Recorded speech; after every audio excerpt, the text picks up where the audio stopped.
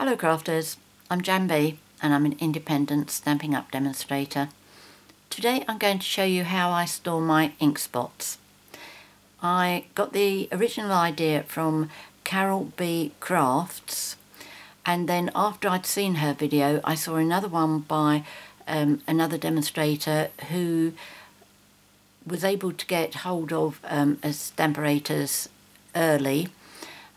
She made a video explaining how to use it, and she had a great idea about using ink spots, and I thought that I would do a video and combine the two and add on a few other hints and tips as well. First of all, I'd like to explain my relationship with stamp positioners and ink spots. I've never liked stamp positioners. I have never seen the point of getting them all lined up and inking the stamp, stamping, cleaning it, removing it, getting another stamp. But to me it just seemed to be a lot of malarkey for stamping. Until the only idea that I thought was great for them was if you were doing something like wedding invitations where you were doing the same design over and over again. For that I thought they were brilliant. But I still didn't buy one. I was very fortunate in as much as when I was doing my daughter's wedding invitations last year, a lady on my team, Moya, she sent me a stamp positioner down. And I got my stamps lined up on it, not Stampin' Up stamps, I have to confess, but they were what my daughter wanted. But they were small stamps, and I got myself in a real mess with our ink pads because I was getting more ink on the stamp positioner than I was on the actual stamps. And if there's one colour that I get myself in a mess with, it's red or pink, and my daughter wanted red. So I gave up on that idea, and I thought if only I had the ink spots, that would make life so much easier. But I didn't have the time to wait to place an order and wait for them to arrive, so I struggled doing them what I call manually. That lasted until my attitude lasted until 11th November when I was on stage in Solihull, and Stampin' Up introduced us to the Stamparatus, which is our own stamp positioner, and it is fabulous. It won't do just one stamp. It will do one stamp, but it will do up to 4 stamps because it's got 2 plates on it, and you can use either side because you can just lift the plates out. Anyway, so then I was thinking I'm definitely going to start building up my ink spots. Stampin' Up actually sell uninked ink spots like this. They do, you can buy them in a pack of 5, so you can have any colours that you want. Also, in the new catalogue, Stampin' Up have introduced 2 sets of 4 colours to go with different suites. Let me just show you the inside of here.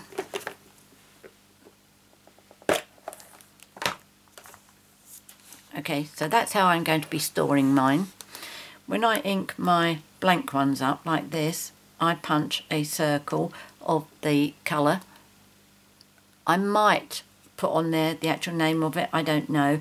At the moment it's easy because I've only got very few, but these 4 colours here, they are part of the Tutti Frutti suite, and I've also got another set of 4 coming. Can't think what that one is called.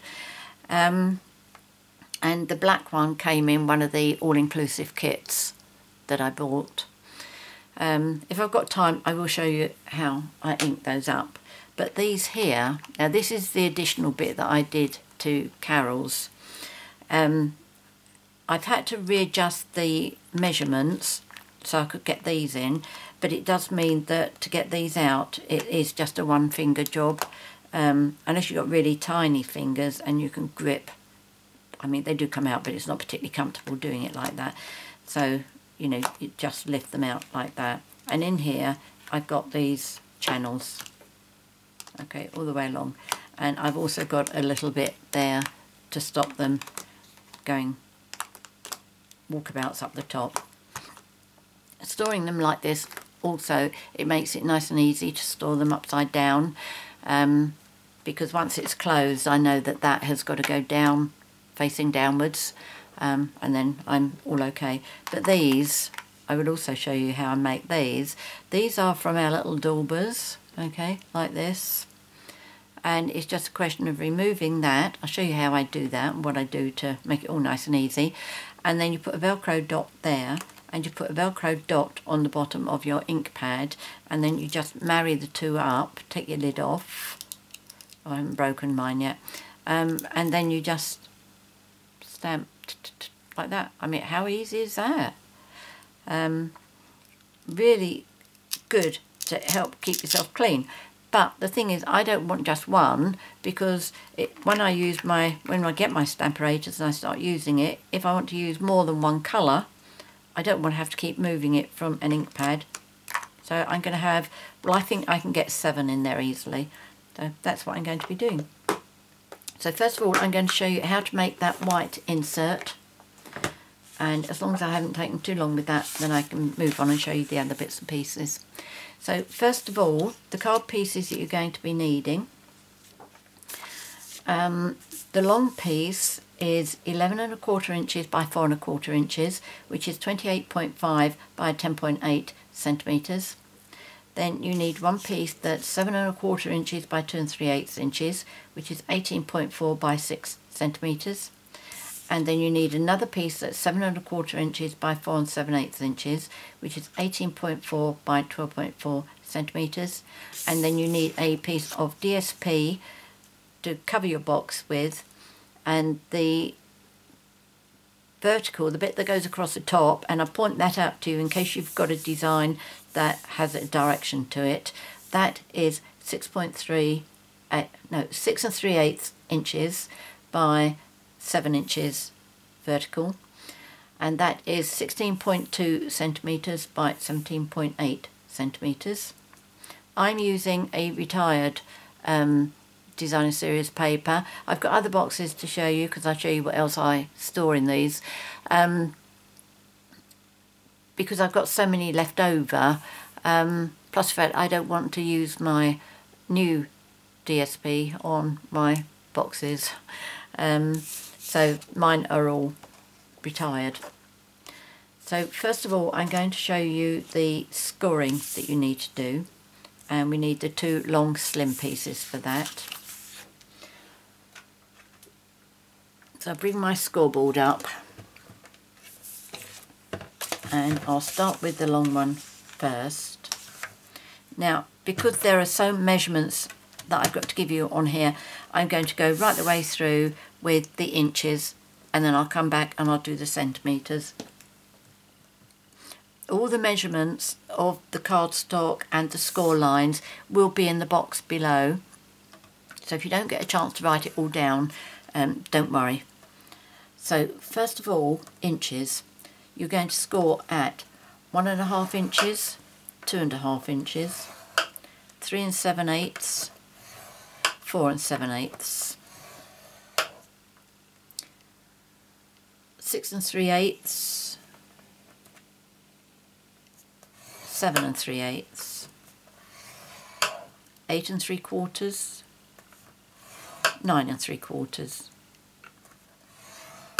And what you will find is that wider panel, the third wider panel, and that wider panel are all the same, and those two there are the same. I've had to jiggle it about a bit to make sure that they all fit. So that in centimetres, it is 3.8 centimetres, 6.4 centimetres, 9.8 centimetres, 12.4 centimetres, 16.1 centimetres, 18.7 centimetres, 22.2 centimetres, and 24.8 centimetres. Now I want you to flip your paper, your cardstock over that way. Now, I'll do the inches, I'll come back to the centimetres. Now you need to score at 2 inches, 4 3/8 inches, 6 7/8 inches, and 9¼ inches. Now that in centimetres is 5.1 centimetres, 11.1 centimetres, 17.4 centimetres, 23.5 centimetres. The difference in the measurements here with centimetres seem to work out very, very fractionally differently. I can't say that that and that are the same as I can with the inches. But because I don't know centimetres, I don't understand why that is. Right, now we're going to go on to the next tool piece. And again, I'll say inches first. We are going to score on 3/4 of an inch and 1 3/4 inches.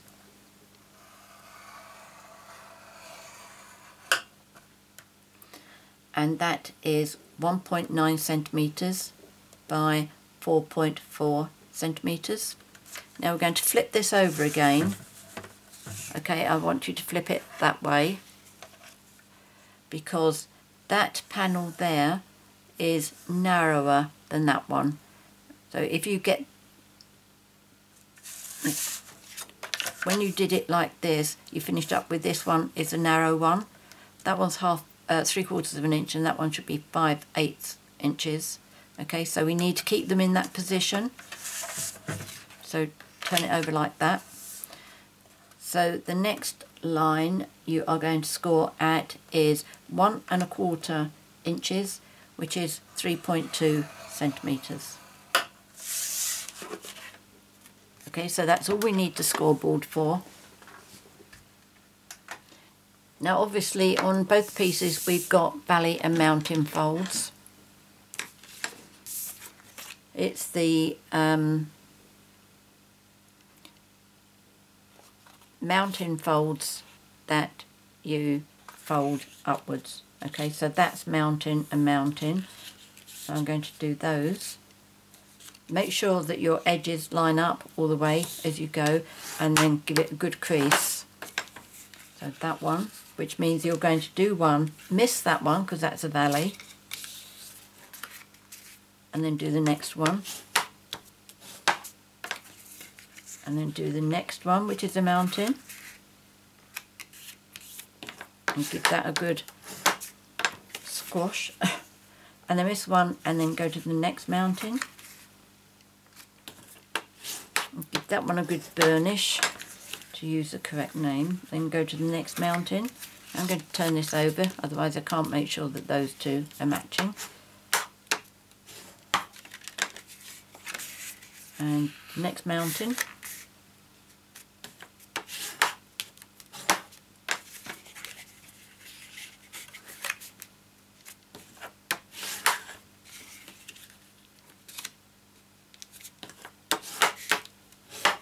Right, now if you turn it over, now you've got mountains in the middle there, so you can fold on those ones.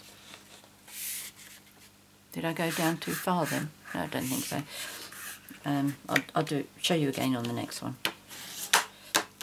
Okay, good burnish. Right, now between the two that you've already folded, you've got another mountain in there, so that's the one you're going to fold this time.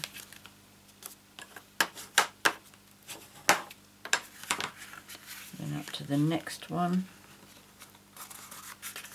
I'm going to turn this over so I can see, make sure that my edges are matching up nicely. And then the last one is this one here.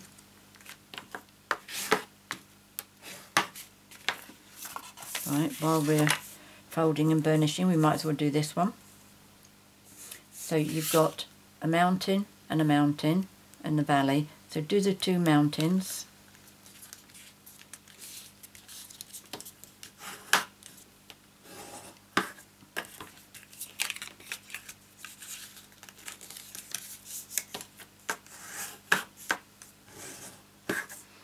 And then turn it over and do the mountain that's in the middle.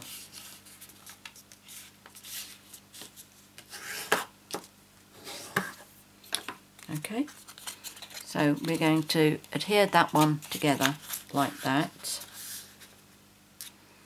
and then this one we're going to adhere it together like this. Okay, now the easiest way of doing this, as you know, I normally use Tombow for all my gluing, but on this it is just so much easier using tear and tape. So you put that on one side, right near the crease line, but not on it.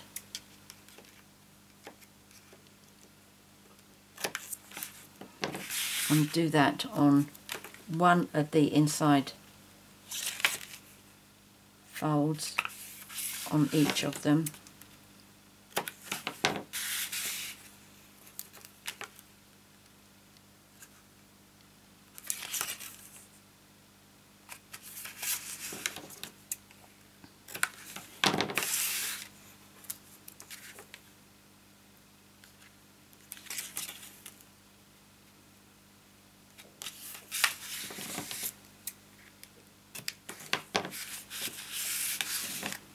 Okay, I'm also going to do one along here as well.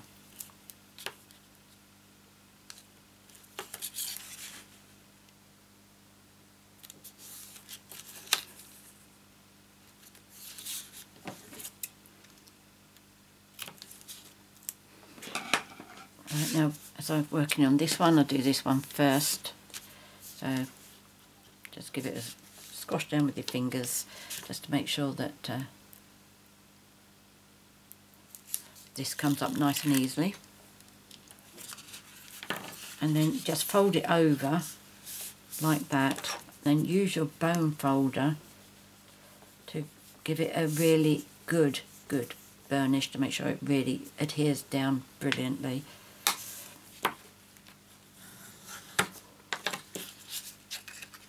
Okay, so we have that piece there.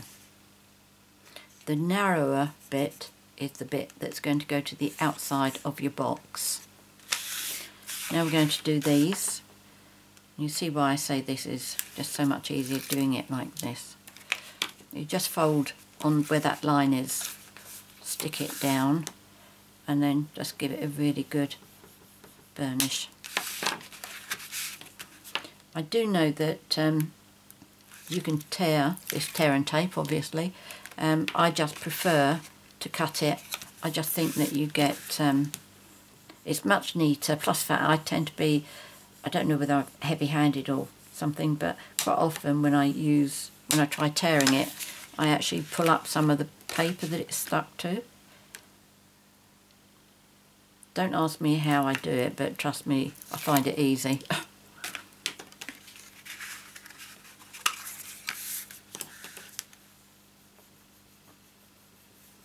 Give that one a really good press down.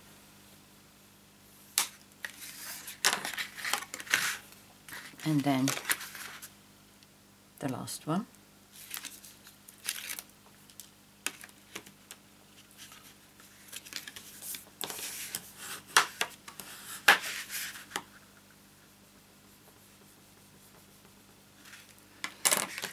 Right, silly me, I've forgotten to bring a box over. Oh dear, I do wonder about myself at times. Right, there we go. God, look at all that shine on there with the lights. Right, so what is meant to happen now, if I've cut my paper to the correct size, that would fit in there. Right, now mine is tad too long, so I can either cut that freehand or go over to my trimmer to do it. And I think I would just, no, I will get my trimmer, it's quite easy to get hold of.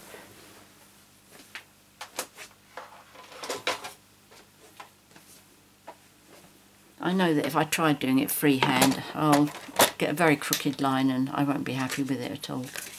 So what I'm going to do is, I don't know how much I need to take off, but it's only going to be a tad. So what I'm doing is I'm deciding to line up to that line where this bit comes out. Okay, so where that goes in there, I'm going to line this edge up with there, if I pay attention to where I'm cutting, if I find that I've cut too much off, at least I can tell you don't cut that far. In fact, it does look quite a lot, doesn't it? Oh, it's because I pushed it over. Yep, that looks fine. Okay, so that's all I've cut off of there. So let's see, before I put that away, if that was enough. No, could do a tad more. It's always better to cut a little bit off at a time rather than doing a lot.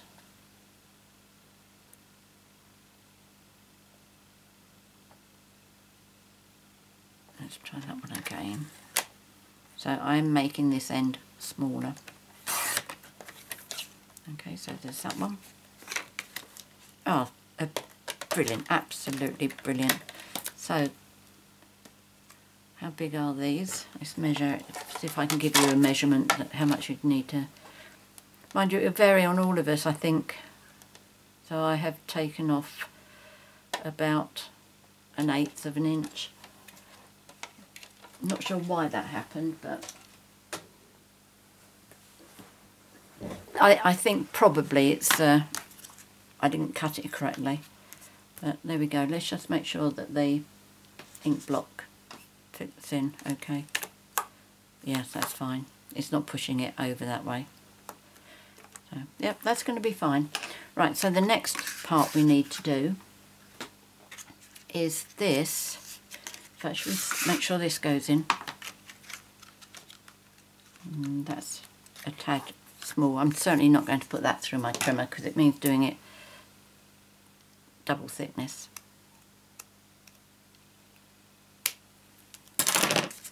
I actually use a guillotine for cutting my cardstock, and it's not as easy to line up the measurements as it is with the trimmer.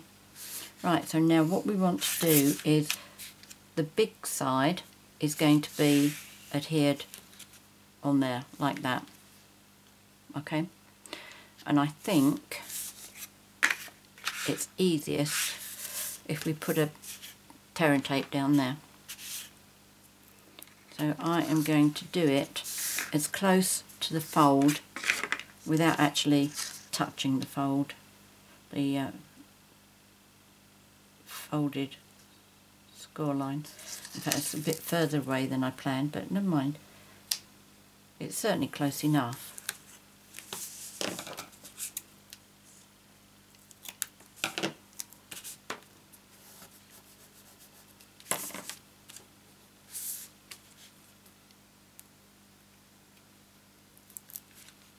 There we go. Now, it doesn't matter which end you do this with, but just make sure the way that I did this was I kept this bit up as much as possible, so I only had to concentrate on a little bit at a time. It's a bit fiddly, but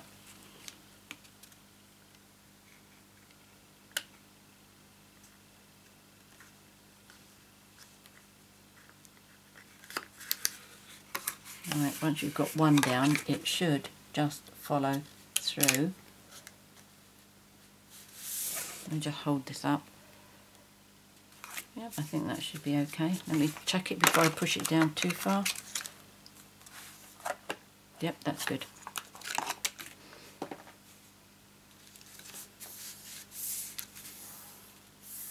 Okay, so you should finish up with that. Now all I do is I put the other piece on the back here just to give it a little bit of reinforcement, because this bit here is free, but by putting it on here it will keep it still. Now this I will use Tombow. Which way did I put the glue last time? Don't think it matters, does it? I'm going to put it on this one. Try to work out if one was bigger. What I don't want is to finish up with exposed glue. So I suppose the answer is don't take it right to the edges.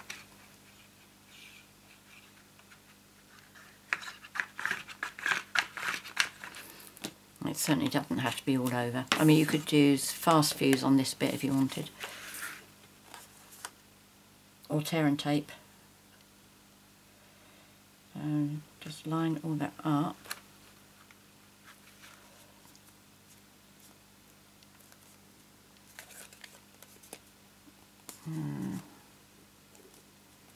That was something I didn't think about.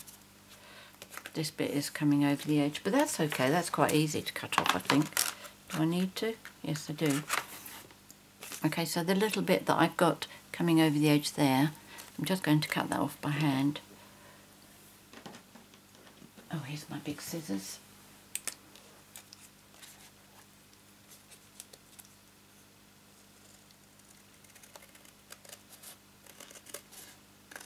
So I'm only cutting up to the edge of the cardstock rather. So that should fit in nicely. Right, now I don't glue this down onto here. You could do if you wanted to. Right, so that's going to be the way that's going to be going in there. So I want to put my cover on here. And has this got a right and wrong way to it? I think I prefer it like that. So what I'm going to do is just this backwards, slide it in, and you should find that your paper will go in so that none of it is exposed. It should fit in just underneath the plastic. So if you put your fingers in and then push it down as close to this edge, make sure it's straight, and then just close it. Okay, so that is your box done. Easy. And just to make sure that it does actually work, let's just bring these over.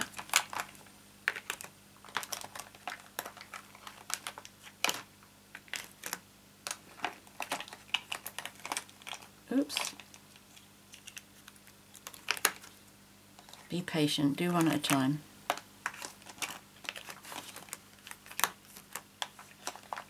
Or two at a time, you've got two hands. I still did it.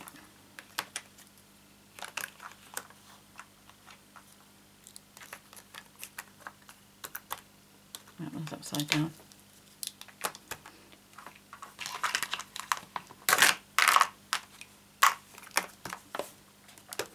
There we go, works beautifully. And then I would store it upside down like that. And they won't come out. Oops, they will do like that. Not happy about that black one.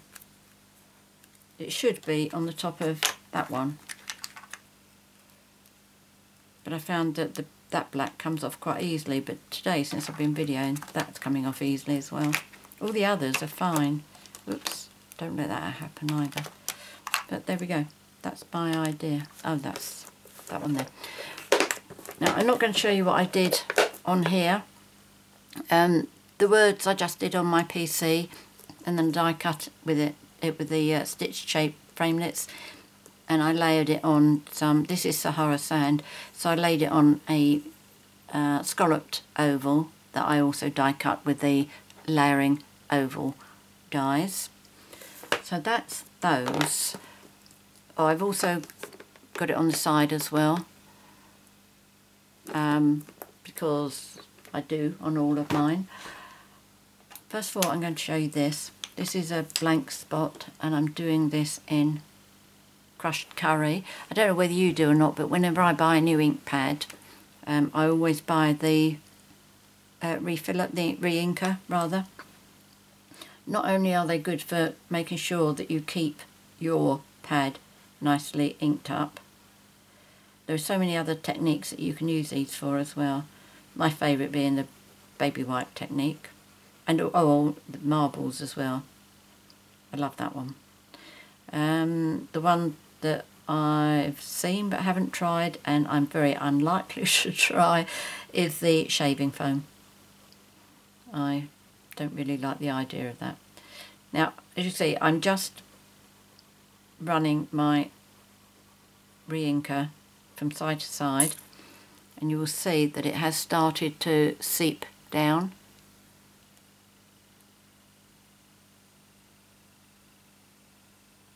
Okay, so I just do that for a few times, then I leave it on the side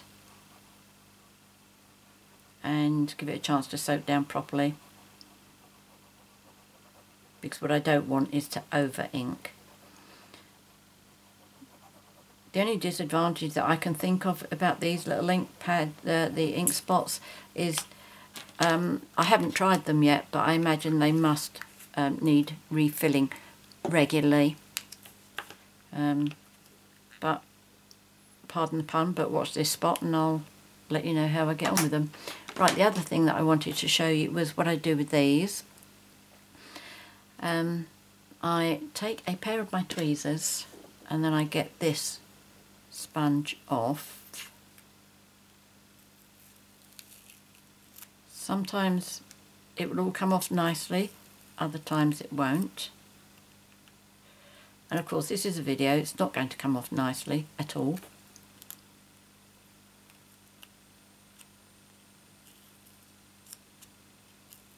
I don't know why I should choose red. I've just said to you that that's a colour that if I get in a mess, it's going to be a red one. Crikey, I think this is all going to be coming off. Look at that. Wow. Right, what I would normally do, if that didn't all come off like that, I would use some sticky stuff remover. Very original name that.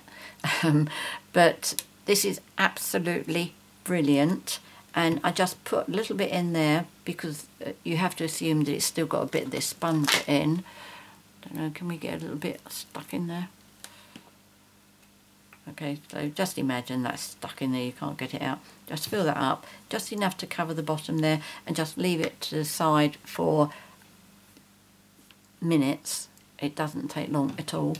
And then after a while, get yourself some kitchen roll and then just wipe it off like that, and you will find that that will come off with it as well, and that will be good to go. And then once you've done that, you need to get yourself some dots, but you must always remember to do them the same way round. Now, which way round do I do them?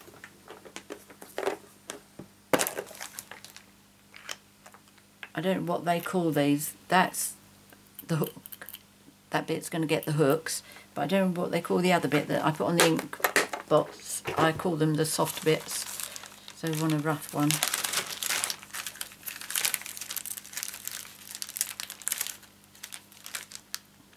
And the larger your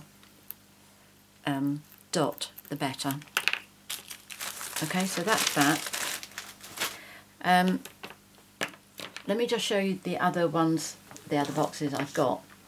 Now these are the two that I've had forever, but I have just redone them, and I don't know whether you can see, but on there somewhere you should be able to see the outline of the previous decoration I had on there. Don't know if you see it any better on that one.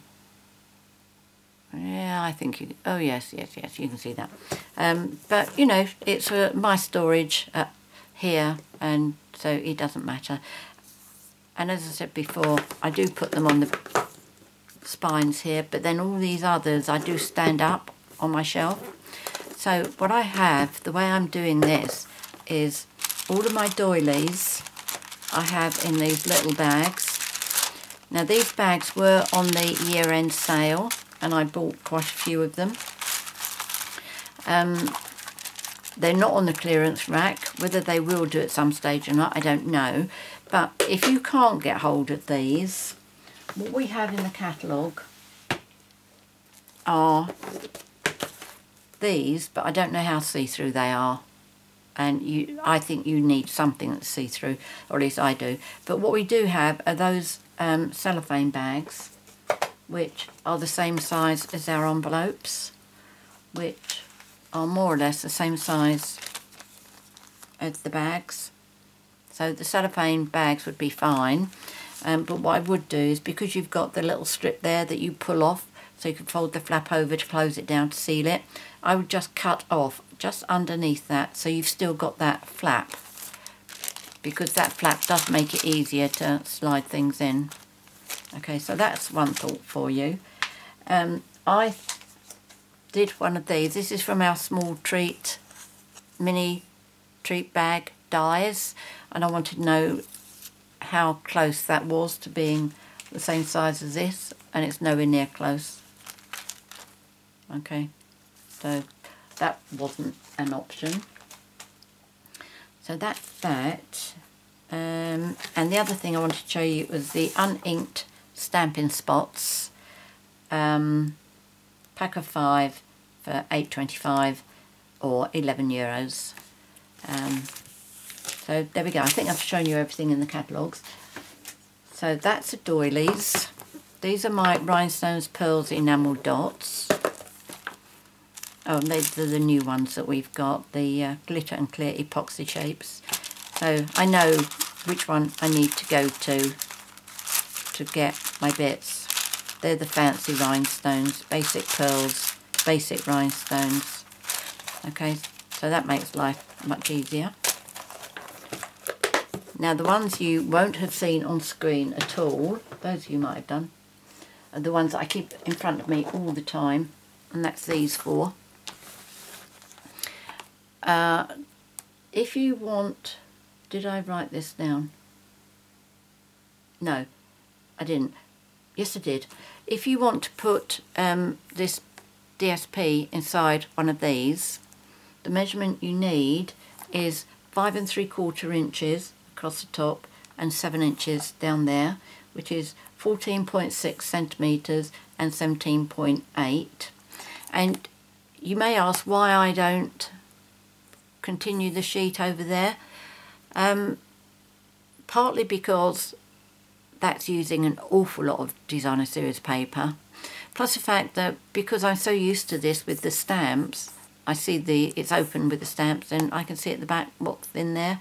You know, if I had 2 or 3 sitting on the desk and I couldn't see what the paper is, because eventually I'll learn which is which, I would see from here that that's my wax paper. Okay, so that one is wax paper, and then I just keep some cut sheets in there so it's nice and easy to go to. These is cardboard. In fact, let's leave that there for a minute. And my cardboard is all from the white sheets, the cardboard bits we get with our designer series paper. And these are cut to size so that if I'm sending a greeting card to somebody and I've put rhinestones in it, then I will put one of these on the top to protect it, and then this will go in the envelope with the card. If I'm sending something to another demonstrator or a card maker, then I don't worry, they can get a bit like that, but a non-card maker gets a nice clean one, because they might not appreciate if I did that. Card makers understand. Okay, so that's that one. And then I've got these two. And layer 1 is the ready cut cardstock for the layer that goes on top of my card base, but then it's got a layer 2 on top of it. So these are all the same size, but lots of different colours. What I tend to do is when I'm making a card, I tend to cut a whole sheet. Come on, out you come. That's it. Okay, so these are the layers that would go straight onto my cards, and just a nice selection of colours. It's really great because quite often I don't have to actually cut things that I need. Cut cardstock when I need it. They're already done in here, and obviously for the top ones I have a lot more white, and also in this one I have top layers that I've prepared but not actually used. Can you see that? Yes, you can. That one I used the ruffled dynamic embossing folder on.